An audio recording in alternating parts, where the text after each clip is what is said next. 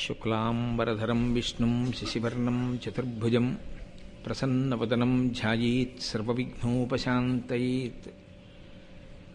గురుర్బ్రహ్మా గురుర్విష్ణుః గురుర్దేవో మహేశ్వరః గురుః సాక్షాత్ పరబ్రహ్మ తస్మై శ్రీగురవై నమః. వ్యాసాయ విష్ణురూపాయ వ్యాసరూపాయ విష్ణవే నమో వై బ్రహ్మనిధయే వాసిష్ఠాయ నమో నమః. కూజంతం రామ రామీతి మధురం మధురాక్షరం ఆరుహ్య కవితాశాఖాం వందే వాల్మీకికోకిలం. శ్రుతిస్మృతిపురాణానాం ఆలయం కరుణాలయం నమామి భగవత్పాదశంకరం లోకశంకరం. వాగర్ధావివ సంపృక్తౌ వాగర్ధప్రతిపత్తయే జగతః పితరౌ వందే పార్వతీపరమేశ్వరౌ. సూక్తిం సమగ్రేతున స్వయమేవ లక్ష్మీః శ్రీరంగరాజమహిషీ మధురైః కటాక్షైః. వైదగ్ధ్యవర్ణగుణగుంభనగౌరవైర్యాం కండూలకర్ణకుహరాः కవయోధయంతి. హైమోర్ధ్వపుండ్రమజహన్మకుటం సునాసం మందస్మితం మకరకుండలచారుగండం. బింబాధరం బహుళదీర్ఘకృపాకటాక్షం శ్రీవేంకటేశముఖమాత్మనిసన్నిధత్తాం. విమలపటీ కమలకుటీ పుస్తకరుద్రాక్షశస్తహస్తపుటీ కామాక్షీ పక్ష్మలాక్షీ కలితవిపంచీ విభాసి వైరించీ. మనోజవం మరుతతుల్యవేగం జితేంద్రియం బుద్ధిమతాం వరిష్టం. వాతాత్మజం వనరయూధముఖ్యం శ్రీరామదూతం శిరసా నమామి. ఆపదామపహర్తారం దాతారం సర్వసంపదాం లోకాభిరామం శ్రీరామం భూయో భూయో నమామ్యహం. నారాయణం నమస్కృత్య నరం చైవ నరోత్తమం దేవీం సరస్వతీం వ్యాసం తతో జయముదీరయేత్. హరి ఓం. పరమేశ్వర స్వరూపైన సభకి నమస్కారం. అంటే వేదవ్యాస భగవానుడు ఈ జాతికి సూర్యుని వంటివాడు. నన్నయ్య గారు కూడా ఆయనని వర్ణన చేస్తూ ఆయన యొక్క వైభవాన్ని కీర్తిస్తూ అదే మాట అంటారు. సంసారం అనేటటువంటి చీకటిని తొలగతోయగలిగినటువంటి వాడు, ధర్మోపదేశం చెయ్యగలిగిన వాడు, పురుషార్థ సమన్వయాన్ని ఈ జాతికి అందించినటువంటి వాడు, వేదాన్ని విభాగం చేసినటువంటి వాడు, 18 పురాణములను ఈ జాతికి అందించినటువంటి వాడు, పంచమ వేదమైనటువంటి భారతాన్ని అందించిన వ్యాస భగవానుడు లేనినాడు మొత్తం అంతా కటిక చీకటే. అటువంటి మహానుభావుడైన వ్యాసుని యొక్క ఉచ్ఛిష్టము, వ్యాసోచ్ఛిష్టం జగత్సర్వం, ఆయన యొక్క ఉచ్ఛిష్టమే సమస్త వాంగ్మయము. అటువంటి వేదవ్యాస భగవానుని యొక్క స్పర్శతో కూడుకున్నదై కేవలము ఆయన చేత రచింపబడడం మాత్రమే కాదు, మహాభారతంలో అనేక ఘట్టాలలో వేదవ్యాస భగవానుడు స్వయంగా మనకి కనపడతారు. ఆయన కూడా అందులో ఆ కథా గమనమునందు, ఆ కథాక్రమమునందు ఒక ప్రధానమైనటువంటి వ్యక్తిగా నిలిచారు. ఎందుచేత అంటే ప్రధానమైన పాత్ర అన్నమాట వాడకూడదు. ప్రధానమైన పాత్ర అన్నమాట ఎక్కడ వాడాలి అని శాస్త్రాలు చెప్తున్నాయంటే, కల్పితమైన సాహిత్యమైతే, అంటే ఎక్కడో కూర్చుని ఏదో కాలక్షేపానికి ఏదైనా జరగనటువంటి విషయాన్ని జరిగినట్లుగా మీకు వర్ణించి చూపించగలిగినటువంటి ప్రజ్ఞాపాఠవంతో రచింపబడినటువంటి గ్రంథమైతే, అందలి పాత్రలను అందులో ఆ కథాగమనంలో పోషించినటువంటి వ్యక్తిత్వములతో కూడినటువంటి ఆ పాత్రలు ఏమున్నాయో ఆ వ్యక్తులను పాత్రలు అని సంబోధిస్తారు. కానీ యథార్థముగా జరిగినటువంటి కథ, అందులో ఈషన్మాత్రము కల్పితం ఉండదు. ఏది జరిగిందో దాన్ని మాత్రమే రచన చేశారు, ఏది జరిగిందో దాన్ని మాత్రమే అందించారు. ఇతి హా అసం, ఇది ఇలాగే జరిగినది, ఇది ఇంకొకలా జరిగినది కాదు. ఇలా జరగలేదని నువ్వు అనుకుంటున్నావేమో, కాదు కాదు, యథార్థముగా ప్రతి అక్షరము ఇందులో ఎలా చెప్పామో అలాగే జరిగినది. కాబట్టే శ్రీరామాయణ రచన యందు వాల్మీకి మహర్షి ఒక వ్యక్తి. ఆయన కూడా ఆ కథాగమనంలో ఆయన కూడా తన వంతు ఆ వ్యక్తిత్వాన్ని అందులో పోషించి కథకి పూర్ణత్వాన్ని సాధించి పెట్టారు. అలాగే మహాభారత రచన చేసినటువంటి వేదవ్యాసుడే మహాభారత కథాగమనమునందు కూడా ఒక గొప్ప స్థితిని పొంది ఎప్పుడెప్పుడు కథాగమనము వైక్లభ్యమును పొందుతూ ఉంటుందో అప్పుడప్పుడు ధార్మికమైనటువంటి స్థితిలో మళ్ళీ ఆ వంశముల కొనసాగింపుకి ధర్మం నిలబడడానికి తనదైనటువంటి పాత్ర, తనదైనటువంటి కృషి, తనదైన సహాయం అందచేస్తూ ఒక వ్యక్తిగా కథాగమనంలో నిలబడినటువంటి స్థితి. అందుకే వేదవ్యాస భగవానుడు లేనినాడు అసలు మనకి మహాభారతం కాదు, వేద విభాగం కాదు, అష్టాదశ పురాణములు కాదు, బ్రహ్మసూత్రములు కాదు, ఇవి ఏవీ అందేటటువంటి అవకాశం లేదు. అందుకే గురు పూర్ణిమ అన్న పేరుతో ఆషాఢశుద్ధ పూర్ణిమ నాడు వ్యాస భగవానుణ్ణి మనందరం పూజ చేస్తాం. అటువంటి మహానుభావుడైనటువంటి వ్యాసుడు సంస్కృతంలో మహాభారతాన్ని ఇచ్చారు. మహాభారతము అన్న మాట ఒక్క భారతానికి మాత్రమే అన్వయం. రామాయణానికి కానీ భాగవతానికి కానీ ఈ మహత్ శబ్దాన్ని ప్రయోగం చేయరు. మహారామాయణము అని కానీ మహాభాగవతము అని కానీ అనరు. ఒక్క మహాభారతము అన్న మాట దేనికంటారంటే ఒక్క భారతానికే అంటారు.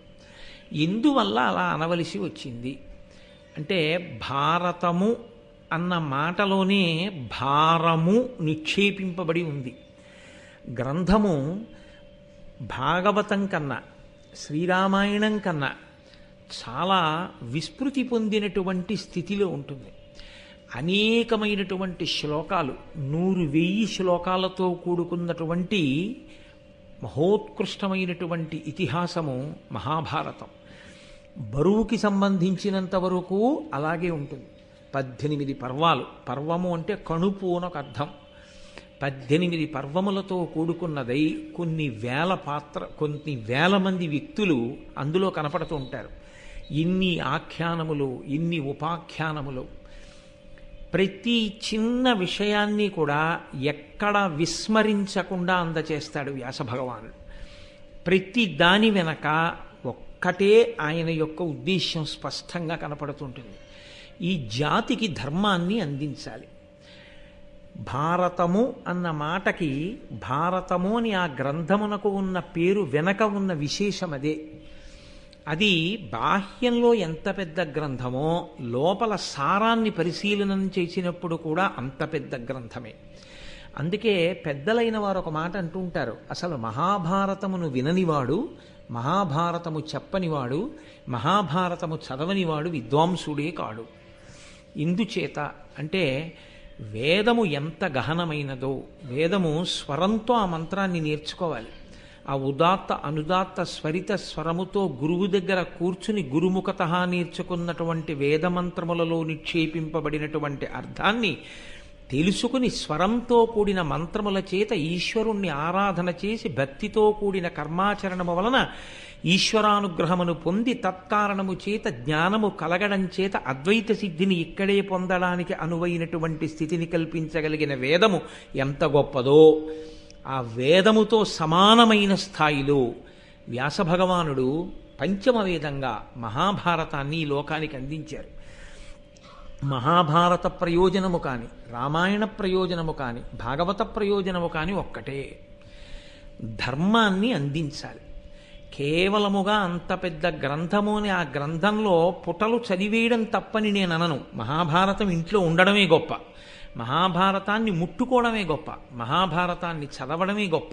అసలు మహాభారతం వినడం ఎంత గొప్పదో, ఎందుకు మహాభారతం ఆంధ్రీకరింపబడాలని తాను అంతగా వెంపర్లాడుతున్నాడో రాజరాజ నరేంద్రుడు నన్నయ్య గారికి చెప్పినటువంటి ఘట్టాన్ని చదివితే, అటువంటి మహాపురుష జననం జరిగి ఉండి ఉండకపోతే ఈ మహాభారతం ఆంధ్రీకరింపబడేది కాదు కదా. మహాభారతం కవిత్రయం ఆంధ్రీకరిస్తే మధ్యలో కొన్ని 100 సంవత్సరాలు ఖాళీ ఆ జాగా ఏర్పడినా కూడా పరమేశ్వరానుగ్రహంగా దాన్ని ఆంధ్రీకరింపచేయాలనేటటువంటి కృతనిశ్చయం కలిగినటువంటి రాజులు కాలక్రమంలో ఎప్పుడో ఒక్కసారి తళుక్కున ప్రభవించడం, అటువంటి రాజు ఉన్నప్పుడే అటువంటి గొప్ప కవి కూడా ఈశ్వరానుగ్రహంగా రావడం, దేశకాలములు సమకూడి మహాభారతం నన్నయ, తిక్కన, ఎర్రాప్రగడ అనబడేటటువంటి 3 త్రిమూర్తులై ఆంధ్రీకరించి తెలుగు భాషకే కొత్త గౌరవాన్ని తెచ్చారు. తెలుగు జాతికే ఒక గొప్ప గౌరవాన్ని తీసుకొచ్చారు. పంచమవేదమైనటువంటి మహాభారతాన్ని ఆంధ్రీకరింపచేయడానికి రాజరాజ నరేంద్రుడు పొందినటువంటి ఆర్తి చూస్తే మహాభారతం ఎంత గొప్ప గ్రంథం రా అనిపిస్తుంది. భారతాన్ని చదవడం ఎంత కష్టమో భారతంలో ఉండేటటువంటి ధర్మ సమన్వయం చేసుకుని జీవితాన్ని అభ్యుదయ పథంలో నడిపించుకోగలిగినటువంటి స్థితప్రజ్ఞతని పొందడం కూడా అంతే కష్టం. మహాభారతం జాగ్రత్తగా చదివితే అయ్య బాబోయ్, నిజంగా మహాభారతంలో చెప్పిన ధర్మంలో మనం ఏ పాటి నిలబడగలుగుతున్నాం అనిపిస్తుంది. మీరు ఒక్క విషయాన్ని గమనించవలసి ఉంటుంది. ఈ జాతి గొప్పతనం అంతా ఎక్కడుందంటే మతమన్న పేరు అసలు మనం జీవించేటటువంటి విధానానికి లేదు. మనం మతము అని పిలవం, దీన్ని సనాతన ధర్మము అని పిలుస్తాం. ధర్మము అన్న మాటకు అర్థం మీరు అనుష్ఠించవలసినది. ఏది అనుష్ఠించాలి అంటే నాకు తోచినది నేను, మీకు తోచినది మీరు అనుష్ఠించడం కాదు. ఏది మీరు నేను కూడా కాలముతో దేశముతో సంబంధము లేకుండా ఎప్పుడూ అందరూ అనుష్ఠించి తరించవలసి ఉంటుందో, ఏది అనుష్ఠించడం చేత మారని సత్యమును మీరు ఎరుకలోకి తెచ్చుకోగలరో అలా మీరు ఆచరించవలసినటువంటి ఆచారకాండగా వేదంలో చెప్పుకొస్తూ జ్ఞానమును పొందడానికి కావలసిన సోపానములనన్నింటినీ ఇచ్చినటువంటి ఈశ్వరుని యొక్క ఊపిరియే వేదంగా నిలబడింది. అందుకే మిగిలిన మతాలకి ఏదో ఒక గ్రంథము ఆధారమై ఉండొచ్చు, ఆ గ్రంథకర్త దానిని చేసిన వారై ఉండొచ్చు. సనాతన ధర్మానికి వేదము ప్రమాణము. ఆ వేదము అపౌరుషేయము, దాన్ని ఎవ్వరూ రచించినది కాదు, అది ఈశ్వరుని ఊపిరి. నేను మీతో తరచుగా ప్రస్తావన చేస్తూ ఉంటాను, నేను ముందరా నా ఊపిరి ముందరా అని అడిగారనుకోండి, అది ఎవ్వరూ చెప్పడం సాధ్యం కాదు. నేను నా ఊపిరి ఒక్కసారే ప్రభవిస్తాం. నేను లేను అన్న మాట ఎప్పుడు వస్తుందంటే నా ఊపిరి ఆగిపోయినప్పుడు. నేను నా ఊపిరి విడివడి ఉండనట్టే. ఇప్పుడు నేను మాట్లాడడం అంటే నా ఊపిరి వాక్కుగా మారుతోంది. ఈశ్వరుని యొక్క ఊపిరి వేదము అంటే ఈశ్వరుడు ఒకడు, వేదం ఒకడు కాడు. వేదమే ఈశ్వరుడు, ఈశ్వరుడే వేదము. కాబట్టి ఆ వేదమే ప్రమాణము. ఈశ్వరవాక్కు ఏదుందో అది ప్రమాణము, అది ధర్మము. వేదము ఏం చెప్పిందో దాన్ని మాత్రమే మనం పాటిస్తాం. వేదము ఆచారకాండనిస్తుంది. ఆచారము అన్న మాటకు అర్థం నువ్వు ఇలా ప్రవర్తించు, నువ్వు ఈ కార్యాన్ని ఇలా చెయ్యి. ఎందుకు అలా చెయ్యడం? చేదస్తం కోసమా? కాదు. మనసుకి ఏదో ఒక ఆలంబనం లేకపోతే అది పిచ్చెక్కిన కోతిలా ఏదో విషయాల్ని పట్టుకుని ఆలోచిస్తూ ఉంటుంది. మనసుని పవిత్రీకరించడం కోసమే ఆచారం అన్నది వచ్చింది, అందుకు తీసుకొచ్చింది వేదం. మొట్టమొదట ఆచారాన్ని పాటించడం అన్నది ప్రారంభమైతే ఆ ఆచారమును అనుష్ఠించిన కారణం చేత మనసు పరిపక్వమై పవిత్రమై, పవిత్రమైనటువంటి మనసు సత్కర్మాచరణమునందు ఊంచుకుని నిలబడుతుంది. అటువంటి పవిత్ర కర్మాచరణమును భక్తితో చెయ్యడం చేత ఈశ్వరుని యొక్క ప్రీతి కలుగుతుంది. ఈశ్వరుని యొక్క ప్రీతిని సంతరించుకున్న భక్తితో కూడిన కర్మాచరణము జ్ఞానమునకు యోగ్యమవుతుంది. ఆ జ్ఞానము మోక్షమునకు హేతు అవుతుంది. అందుకొరకు కర్మ చెయ్యవలసిన దాన్ని ఆచారకాండగా చెప్పడం దగ్గర నుంచి ఈశ్వరుడే సనాతన ధర్మంలో మనకి వేదాన్ని అందించాడు. ఆ వేదములో చాలా భాగం ధర్మం గురించే మాట్లాడతారు. ధర్మము అంటేనే ధ్రియతేవా జనైరితి ధర్మం. ఆచరించినది ఏదో దానికే ధర్మమని పేరు. తెలిసి ఉన్నది ధర్మం కాదు. ధర్మాచరణమునందు తెలిసి ఉండడం అన్నది ఒక సోపానము. అసలు తెలియకుండా నువ్వు ఎలా ఆచరిస్తావు? తెలుసుకుంటే ఆచరిస్తావు. కాబట్టి తెలుసుకోవడం అన్నది ఆచరించడం కోసం. ఆచరించడం దగ్గరికి వచ్చేటప్పటికీ అనేక రకమైన భేషజాలు అడ్డొచ్చి ఆచరించడానికి పనికి రాకుండా తెలుసుకోవడానికి మాత్రమే పనికొచ్చినదేదో అది ధర్మం కాదు. తెలుసుకుని అనుష్ఠించినదేదో అది మాత్రమే ధర్మము. ధ్రియతేవా జనైరితి ధర్మం. తాను పట్టుకున్నదేదో, తాను అనుష్ఠించినదేదో అది ధర్మం. అలా పట్టుకోవడానికి అనుష్ఠించడానికి ఎవరు ఏది తమ సొంత అభిప్రాయంగా చెప్తే అటువంటి అభిప్రాయాన్ని ఆచరించమని మనకి ఋషులు చెప్పలేదు. వేదము దేన్ని చెప్పిందో దాన్ని మాత్రమే అనుష్ఠించు. ఆ ధర్మము నువ్వు పండేటట్లు చెయ్యగలదు. పిందె తనంత తాను పండదు. పిందె పండు ఈ రెండు దశలలో ఆ పిందె పండాలి అంటే పిందె చెయ్యవలసినటువంటిది ఒక్కటే, పిందె చెట్టు నుండి విడిపోకూడదు. ఎప్పుడు విడిపోతుంది తనంత తానుగా పిందె? పండిపోయిన తర్వాత విడిపోతుంది. పిందె చెట్టు యొక్క ఆ పువ్వు పుట్టినటువంటి ఆ ప్రదేశాన్ని అంటిపెట్టుకుని ఉంటుంది. మీరు లోకంలో ఏ పిందె కొరకండి వగరుగానే ఉంటుంది. ఇంకొంచెం పెద్దదవుతుంది, కాస్త పులుపో వగరో ఏదో కాయ అవుతుంది. ఏ కాయ ముట్టుకోండి గట్టిగానే ఉంటుంది. ఏ కాయ అయినా సరే పండైపోనివ్వండి రంగు మారిపోతుంది. అది పచ్చగానో ఎర్రగానో అయిపోతుంది. లోపల ఉన్నటువంటి పదార్థం అంతా మృదువుగా అయిపోతుంది, పీశలంగా అయిపోతుంది. లోపల ఉన్న పదార్థం అంతా తీయగా అయిపోతుంది. ఇక తాను పండైపోయిన తరువాత పట్టుకోవలసిన అవసరం ఇక పిందికి లేదు. పండైపోయిన తరువాత తనంత తాను విడిపోయి కింద పడిపోతుంది. అందుకే మన వాళ్ళు ఎప్పుడూ ఒక మాట అంటుంటారు, పండిపోయాడండి ఆయన అంటే. ఆయన పండిపోయారండి మహానుభావుడు అంటారు. చిన్నతనంలో ఆటలు ఆడిస్తే పంటలు వేసుకోండి అంటారు. వైకుంఠపాళి ఆడించి పరమపద సోపాన పటము అనేవారు మా చిన్నతనంలో. దాన్ని పరమపదమును చేరడానికి కావలసిన సోపానములతో కూడిన క్రీడ. అందులో ఎప్పుడు పండిపోయాడు? దేవతల మధ్యలో తిరిగినప్పుడు కూడా పండడు. పరమపురుషుని చేరిపోయిన తర్వాత పండిపోతాడు. అప్పటి వరకు ప్రయత్నం చేస్తూనే ఉంటాడు, పందెం వేస్తూనే ఉంటాడు. నువ్వు ఎంతకాలం కర్మాచరణం చెయ్యాలి? పండిపోయే వరకు చెయ్యాలి. పండిపోయిన తరువాత తనంత తాను విడిపోతాడు. ఇలా పండిపోవడానికి కావలసిన ప్రాతిపదికను అందించడమే ధర్మాన్ని అందించడం. ఈ ధర్మాన్ని అందించేటటువంటి ప్రక్రియలో సనాతన ధర్మమునందున్నంత పరిశ్రమ, సనాతన ధర్మమునందున్నంత బోధ మీకు ఇంకెక్కడా కనపడదు.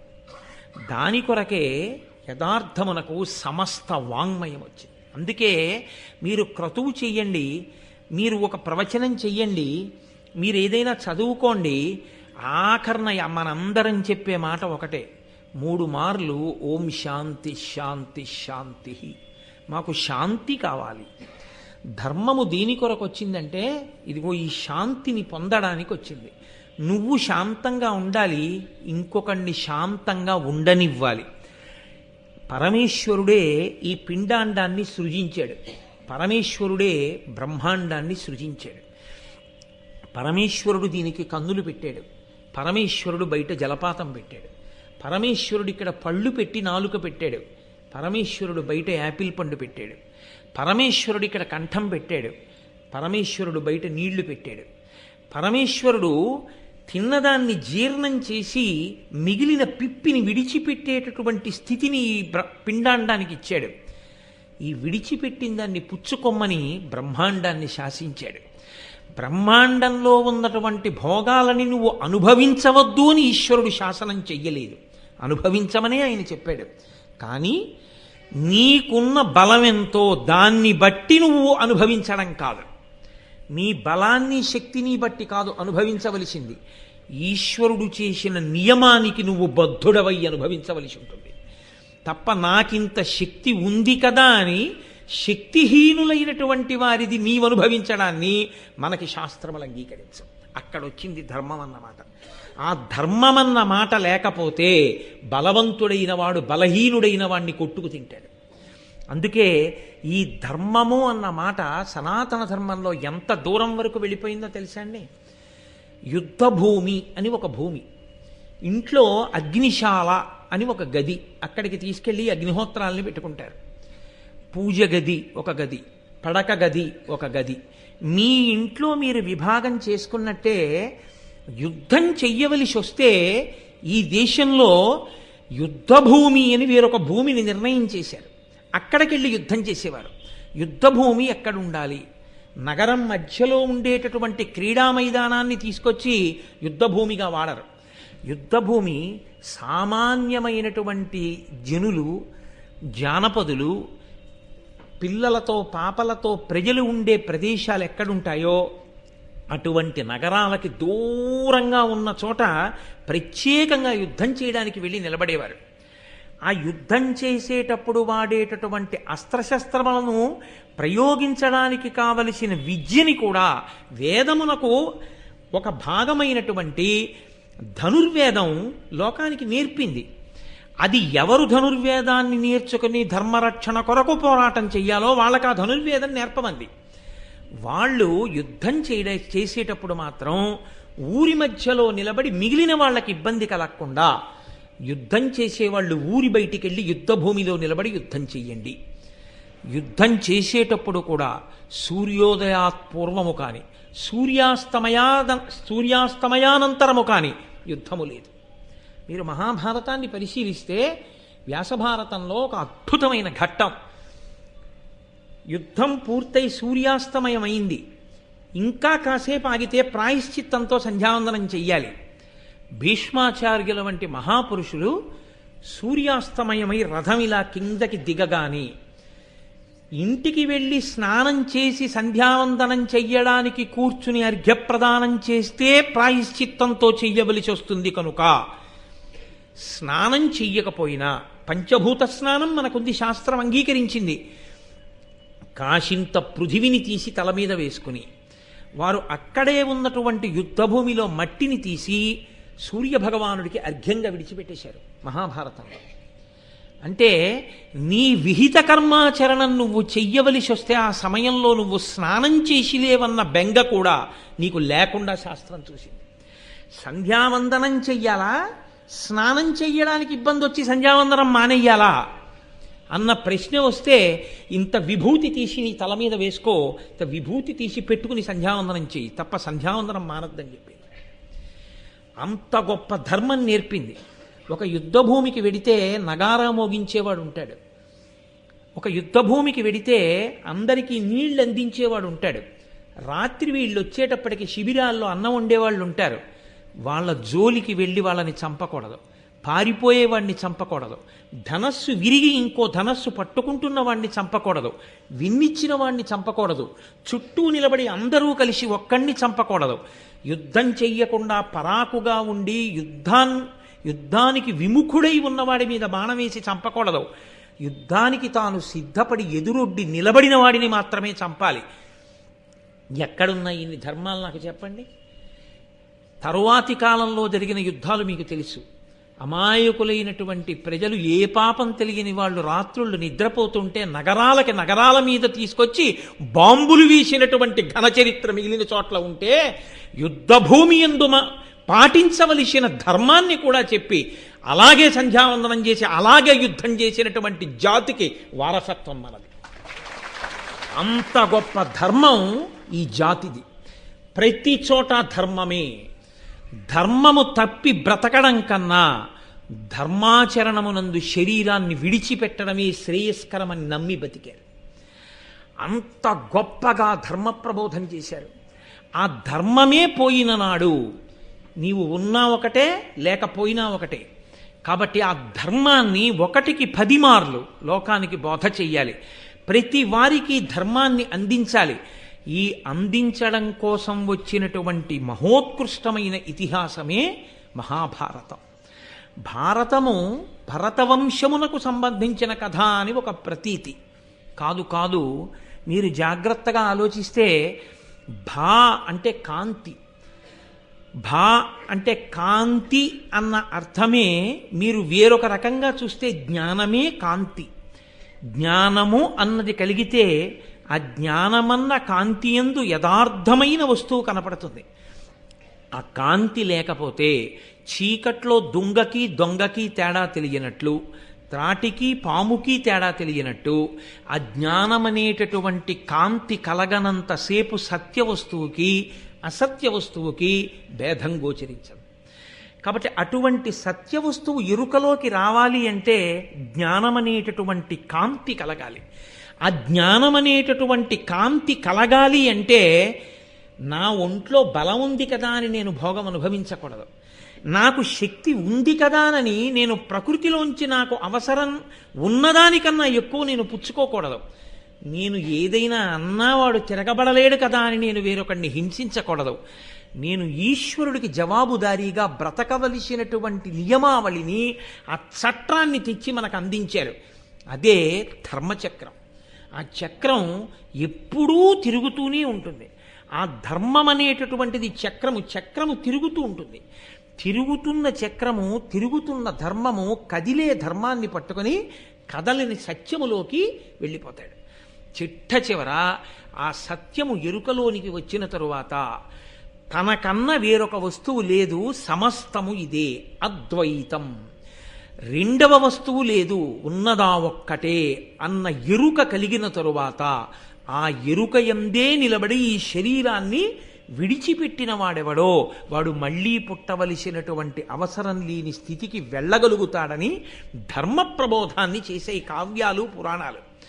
అందులో ఆ జ్ఞానమునందు రత అంటే రమించాలని కోరుకునేవాళ్ళు ఎవరున్నారో, మాకు ఆ జ్ఞానము కావాలి, ఆ జ్ఞానమును పొందడానికి మేము ధర్మాన్ని ఆచరిస్తాం, మాకు ఆ ధర్మం తెలుసుకోవాలనుంది, మేము ధర్మాన్ని పట్టుకుంటాం అని కోరుకున్న వాళ్ళు ఎవరున్నారో అటువంటి వాళ్ళందరి కోసం ఆనాడు మహానుభావుడైనటువంటి వ్యాసుడు భారతాన్ని మనకి అందించాడు.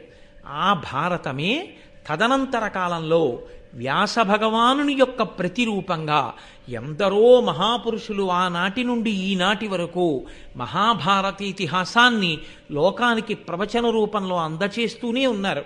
అందుకే మహాభారత ప్రవచనం ఎక్కడ దొరుకుతుందో అక్కడ ప్రీతి పొందేవాడు పరమేశ్వరుడు కాదుట. ఎవరు ప్రీతి పొందుతాడో తెలుసా అండి? వ్యాస భగవానుడు ప్రీతి చెందుతాట. నేను నా జాతి ధర్మం పట్టుకుంటుందని, నా వారసులు జ్ఞానం కోసం అలమటిస్తారని, నేను అందించే ఈ ధర్మాన్ని వాళ్ళు పట్టుకుంటారని ఇంత గొప్ప గ్రంథాన్ని రచించి అందించాను. వీళ్ళు ఇంత సంతోషంతో భారతాన్ని చెప్పుకుంటున్నారు, వీళ్ళింత సంతోషంతో భారతాన్ని వింటున్నారని ఎక్కడెక్కడ భారతం మీద ప్రవచనం ప్రారంభమవుతుందో అక్కడక్కడ వ్యాస భగవానుడు ఏదో ఒక రూపంలో వచ్చి కూర్చుంటూనే ఉంటాడు. కాబట్టి అది వ్యాస భగవానుడు సంతోషిస్తే ఇంకంతకన్నా మన జీవితాలకి కావలసినటువంటి ఆ ఉత్కృష్టత, మన జీవితానికి సాఫల్యం ఇంకేముంటుంది మీరు ఆలోచించండి. అంత గొప్ప గ్రంథం, అంత గొప్ప ఇతిహాసం మనకి మహాభారతం. ఆ మహాభారతం కేవలము సంస్కృత భాషలో ఉండిపోయింది చాలా కాలం. ప్రత్యేకించి ఆంధ్రీకరింపబడలేదు, తెలుగు భాషలోకి రాలేదు. ఈశ్వరుని యొక్క అనుగ్రహం, పరదేవతా సంకల్పం, ఆ తల్లి ఒక్కొక్కసారి అనుగ్రహించాలి అని సంకల్పం చేస్తుంది. ఆవిడే దానికి కావలసినటువంటి పనిముట్టు కూడా ఆవిడే తెచ్చుకుంటుంది.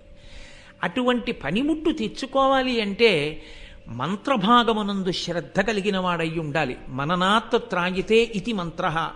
ఎవరు శ్రద్ధాభక్తులతో మళ్ళీ మళ్ళీ మళ్ళీ మళ్ళీ జపం చేస్తారో వారిని రక్షించగలిగినటువంటి శబ్ద విస్ఫోటన శక్తి సమాహారమునకు మంత్రమని పేరు. విస్ఫోటనము చేయగలిగినటువంటి బీజాక్షరములను తీసుకొచ్చి సమాహారంగా కూర్చి దానికి అధిష్టానమైనటువంటి ఋషిని, దేవతని నిర్ణయం చేసి వేదంలో ఈశ్వరుడు దాన్ని మనకు అందిస్తే అటువంటి మంత్రము మీద నమ్మకంతో, విశ్వాసంతో ఎవడు నిలబడి ఆ మంత్రాన్ని అనుష్ఠిస్తాడో అటువంటి వాడు ఆ మంత్రము యొక్క శక్తిని పొంది తాను భూలోకంలో నడయాడుతున్నటువంటి ఆ మంత్రశక్తియే ఆ రూపంలో తిరుగుతున్న వ్యక్తిగా మారి ఉంటాడు. కాబట్టి అటువంటి వ్యక్తి జన్మించాలి అంటే అది కాకతాళీయంగా జరిగేటటువంటి విశేషం కాదు. దానికి పరమేశ్వరుని యొక్క కృప ఉండాలి, పరదేవతానుగ్రహం ఉండాలి. ఉంటే తప్ప అసలు సంస్కృతంలో ఉన్న భారతాన్ని ఆంధ్రీకరించి అందించగలిగినటువంటి మహాపురుష జననం జరగదు. ఒకవేళ జరిగినా అంత గొప్ప భారతాంధ్రీకరణ ప్రయత్నానికి సంకల్పం తాను చేసి అటువంటి మహాపురుషుడు ఒకడు ఉన్నాడని గుర్తించి ఆయనది త్యాగముతో కూడిన జీవితమని గుర్తించి ఆయనకి ప్రతిఫలాపేక్ష లేదు, ఈయన కారణజన్ముడు, ఈయన జన్మించినందుకు ఈయన దగ్గర భారతాన్ని ఆంధ్రీకరింప చేసుకుని దీన్ని నేను రాజునైనందుకు నా కాలంలో ఈ భారతం ఆంధ్రీకరింపబడింది అని నేను అనిపించుకుంటే దాని వలన ఈ జాతికి నేను రాచరికం చేసినందుకు శాశ్వతుడనవుతాను తప్ప, లేకపోతే కారే రాజులు రాజ్యములు గెలువరే గర్వోన్నతిం పొందరే వారేరి సిరి మూట కట్టుకొని పోవంజాలిరే భూమిపై పేరైనంగలదే శిబి ప్రముఖులున్ ప్రీతిన్ యశక్కాములై ఈరే కోర్కెలు వరలంతలపరే ఈ కాలమున్ భార్గవా. ఎంతమంది రాజులు పుట్టారు, ఎంతమంది రాజులు వెళ్ళిపోయారు, అంతమంది రాజులు జ్ఞాపకం ఉన్నారా? ఎవరో ఎక్కడో ఒక్క మహానుభావుడు ఉంటాడు. ఆయన అన్ని రాళ్ల మధ్యలో ఉన్న సాలగ్రామాన్ని గుర్తించి అన్ని రాళ్ళని పక్కకి తోసి సాలగ్రామాన్ని తీసుకొచ్చి నీట కడిగి అభిషేకం చేసి మెత్తటి దూదితో తుడిచి గంధం రాసి బొట్టు పెట్టి పూజామందిరంలో పెట్టి పూజించి సాలగ్రామం యొక్క ఆరాధన చేత సాలగ్రామమునందున్నటువంటి దేవతల యొక్క అనుగ్రహాన్ని పొందినటువంటి ఆరాధకునిలా ఇన్ని రాళ్ల మధ్యలో సాలగ్రామం ఉన్నట్టు తలరాజ్యంలోనే ఇంతమంది గృహస్థుల మధ్యలో ఒక గృహస్థుగా, ఇంతమంది వేదం చదువుకున్న వాళ్లలో తాను ఒక వేదం చదువుకున్నవాడిలా, ఇంతమంది మంత్రజపం చేసే వాళ్లలో తాను ఒక జపం చేసుకునేవాళ్ళ, ఇంతమంది ఉభయ భాషా ప్రవీణులలో తాను ఒక ఉభయ భాషా ప్రవీణుడిగా కనపడుతూ తాను ప్రత్యేకంగా మహాభారతాన్ని ఆంధ్రీకరించగలిగిన ప్రజ్ఞతో కూడినున్నవాడను అన్న మాట కూడా అతిశయంతో ఎక్కడా చెప్పనటువంటి వ్యక్తిని గుర్తించగలిగినటువంటి ప్రజ్ఞ ఒక రాజు యందు ప్రచోదనం కావాలంటే అది కూడా పరదేవతానుగ్రహమే. పరదేవత ఒక రాజు యందు ఆవిడ ఆవహించి అటువంటి కోరిక పుట్టించాలి. ఎందుకు ఆంధ్రీకరిస్తారు? ఆంధ్రీకరించి అందించడానికి ఎంత కష్టపడితే, ఎంత తాపత్రయపడితే, వాళ్ళు ఎంత వ్యగ్రతని పొందితే, వాళ్ళ శరీరము ఎంత ఖేదాన్ని పొందితే నన్నయ్య గారు భారతాన్ని ఆంధ్రీకరించుంటారు, తిక్కన సోమయాజి భారతాన్ని అందించుంటారు, ఎర్రాప్రగడ భారతాన్ని అందించుంటారు. వారికి ఎందుకు అందించాలన్న కోరిక పుడుతుంది. నీకు శక్తి ఉంది రాయబోయే భారతాన్ని అంటే రాస్తారా?